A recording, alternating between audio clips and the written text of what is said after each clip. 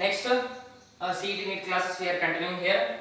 So next question is, a soap bubble is given a negative charge. A soap bubble is given a negative charge, then its radius. Okay. Option A decreases. Option B increases. Option C remains same. Option D nothing can be predicted as information is insufficient. Means the question is insufficient. Okay. So what they are asking? So we have to take a soap bubble. First we have to take a soap bubble. Okay. And negative charge is then soap bubble then given a negative charges, means the soap bubble upper surface consists of a negative charges are placed here. Okay. So which type of charges are here? Negative charges are there. Okay. So these are the negative charges are placed on the surface of a soap bubble. So what happens? So one negative charge is repelled with another one negative charge. So one negative charge is repelled with another one negative charge. So means what happens? They are moving away from one another. See the figure here. So we are taking a soap bubble. So the negative charges are placed on the soap bubble. Means one negative charge is repel with another one negative charges, means like charges are repel with each other, already you know. So means one negative charge is repel with one another, means they are trying to move away from one another, means they are trying to move away from one another. So what happens when they are trying to move away from one another?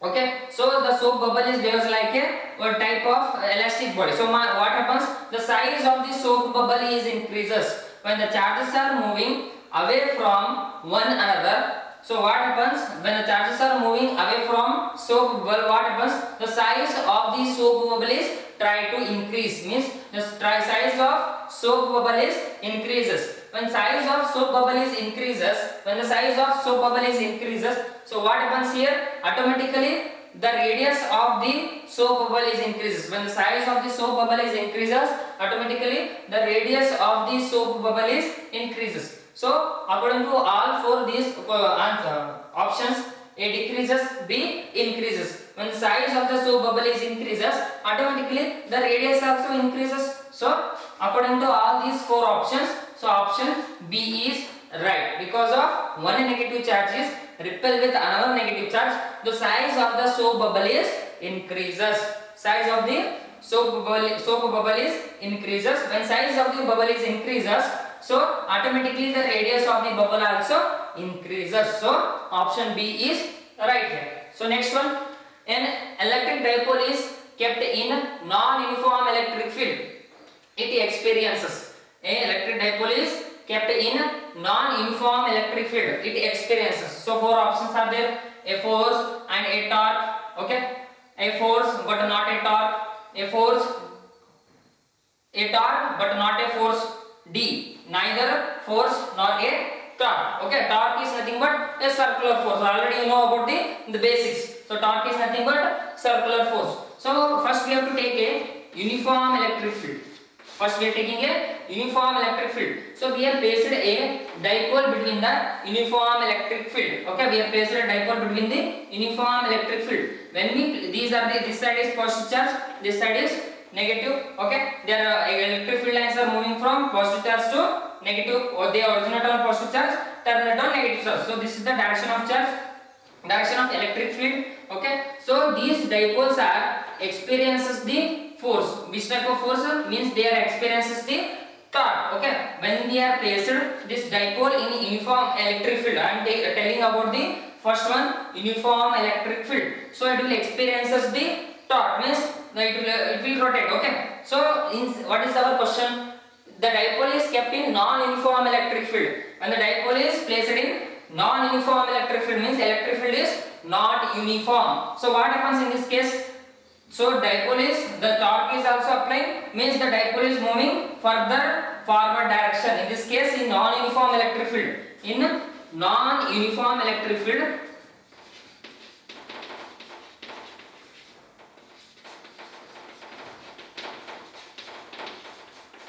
okay, in non-uniform electric field what happens? So it will experiences a torque as well as the dipole is moving little bit forward. So the torque also applying, and in non-uniform electric field it will move little bit forward direction. So what happens? So according to all these four options, a force and torque means option A is right. Means in non-uniform electric field, this is the figure of uniform electric field, but when we are taking a non-uniform electric field, so it will experiences both torque as well as a force.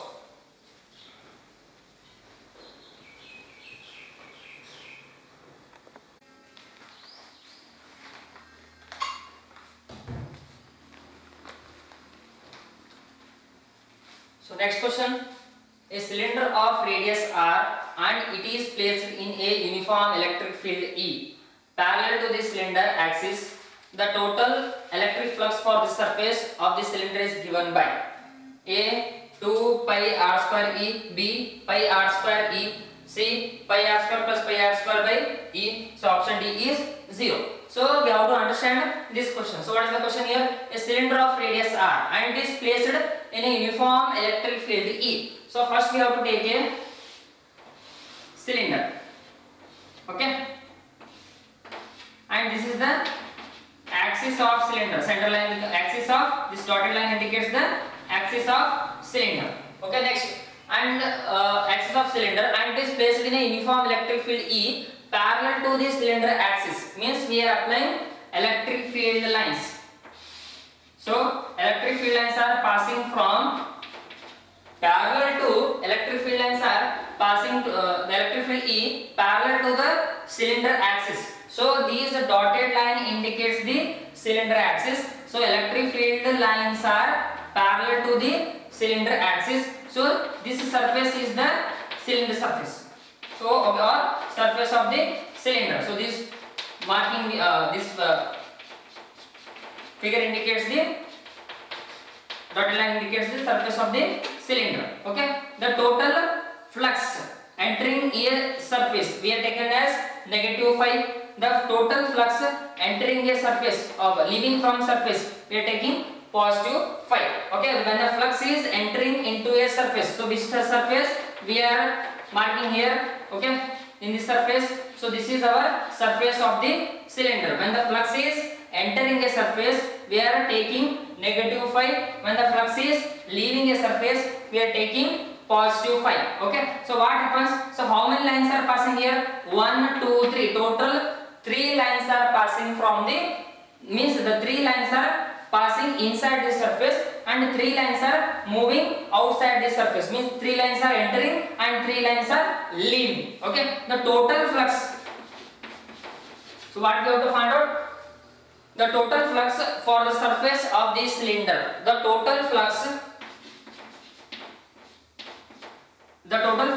of surface of the cylinder. So this is the surface of the cylinder. The 3 electric field lines are entering a surface. So 3 lines are leaving a surface. Means the total electric flux in the total flux through the surface of the cylinder will become 0 because of the total number of lines entering. How many lines are entering here?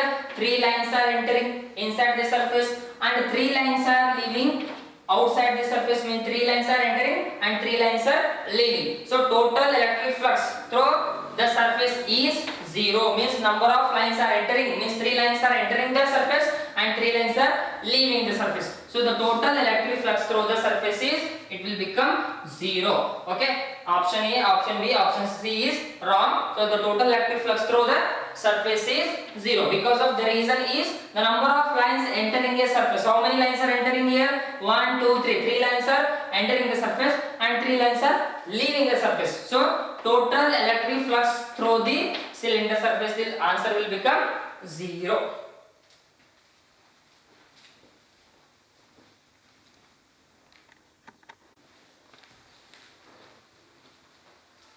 Okay. The next question is the inward and outward flux from a closed surface are respectively 8 into 10 to the power of 3 and 4 into 10 to the power of 3 unit. Then the net charge inside the closed surface. Okay. A minus 4 into 10 to the power of 3 by epsilon naught. B minus 4 into 10 to the power of 3 epsilon naught. C minus 4 into 10 to the power of 4 epsilon naught. Option D 4 into 10 to the power of 3 epsilon naught. Okay. The inward and outward flux from the closed surface. So we have to take a closed surface. So we have to take in any shape. So we are taking a closed surface in circular. Okay. Next what happens? And respectively 8 into 10 to the power of 3 and 4 into 10 to the power of 3. Means here the 8 into 10 to the power of 3 and 4 into 10 to the power of 3 indicates there is a inward flux is more. Means there is a more inward flux and less outward flux. Okay. According to these values, so 8 into 10 to the power of 3 and 4 into 10 to the power of 3 means there is a inward flux is more and outward flux is less. So previous in question only I told the inward flux we are taken as -5, the outward flux is taken as +5. The inward flux is taken as -5, the outward flux is taken as +5. So what we have to find out? The total flux phi is equal to phi2 minus phi1. So phi is equal to, so what is phi2 value? 4 into 10 to the power of 3. 4 or 10 to the power of -3 we will return later. 4 and phi2 is 8. So how much we will get here? -4. -4 into 10 to the power of 3. Okay, already 10 to the power of 3 value is here. So phi2 is 4 into 10 to the power of 3. So phi1 is 8 into 10 to the power of 3. So how much we are writing here? -4 into 10 to the power of 3 we will get. And next, so already from Gauss law, so total electric flux phi we have to find out the what they are asking. They are asking the net charge. So we have to find out the Q value. So total electric flux phi is equal to 1 by epsilon naught times net charge enclosed by the surface. Means we are using the Gauss law. So phi is equal to 1 by epsilon naught into Q. Okay, phi is equal to 1 by epsilon naught into Q. So Q is equal to phi epsilon naught. So phi is equal to 1 by epsilon naught into Q. So Q is equal to phi epsilon naught. So Q I will write. So what is the phi meaning here? We will get the phi value -4 into 10 to the power of 3. I will write -4 into 10 to the power of 3 and next epsilon naught. So where is our answer? Option B is right. Okay, because option C is 10 to the power of 4, but we will get the answer 4 minus 4 into 10 to the power of 3 epsilon naught. So option B is right.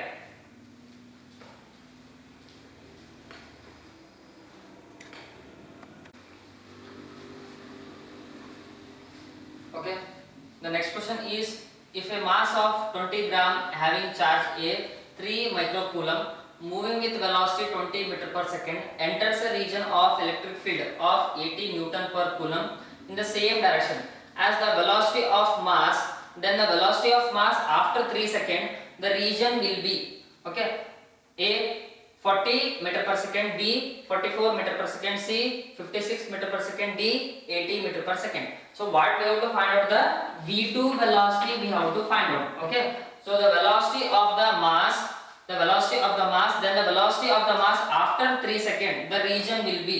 So what is the velocity of mass after 3 seconds? Means, so before 3 seconds they are given the value. So what is the V value they are given here? So V1 value they are given. So how much? 20 meter per second. Okay, so the force formula F is equal to, in first chapter we are using F is equal to QE. Okay, so Q is equal to, F is equal to QE. So what is the Q value they are given here? Charge. So what is the charge here? 3 microcoulomb. 3 into 10 to the power of 3 millicoulomb, not a microcoulomb, sorry, 3 millicoulomb. So 3 into 10 to the power of -3. And electric field E, how much they are given? 80 they are given here. 80. So how much we will get here? Total 0.24 Newton we will get. So we will get the force F. So what we have to find out? Acceleration. So final rate of change of acceleration with respect to time. We will get the acceleration formula. Acceleration formula is A is equal to V2 by V1 minus T. So by using acceleration formula we are find out in the V2. We want V2 value. By using acceleration we have to find out V2. So first we have to find out the acceleration. So next, so we will get the force 0.24 Newton. By using force we have to find out the acceleration, because the force formula is F is equal to ma. So next, A is equal to F by m. So A is equal to F by m. So what is the force F here? The force F is 0.24. The force F is 0.24. M means mass. Mass how much they are given? 20 gram. So 20 gram converted into SI unit kg. So 20 into 10 to the power of -3. So what is the answer we will get here? 12 meter per second square. So 12 meter per second square. So A we will get. So acceleration formula A is equal to v2 minus v1 by t. So we want the v2 value. So A is equal to v2 minus v1 by t. So what we will get here? So at is equal to v2 minus v1. At is equal to v2 minus v1. So at plus v1 is equal to v2. So see here equations. At is equal to v2 minus v1. So acceleration formula we are using. A is equal to v2 minus v1 divided by t. So at is equal to v2 minus v1. So v1 we are taking this side. So at plus v1 is equal to v2. So next we are putting the values. So v2 is equal to. So what is the A meaning here? A means acceleration. How much we will get here? 12 we will get. So t means after 3 seconds. So 3 we will write 3 plus v1. How much we will get v1? V1 value they are already given 20. Okay, they are given 20. So we will get 12 into 3 36. 36 plus 20. How much we will get? 56 meter per second. So where is our option here in this our 4 option? So option C is right. So 56 meter per second.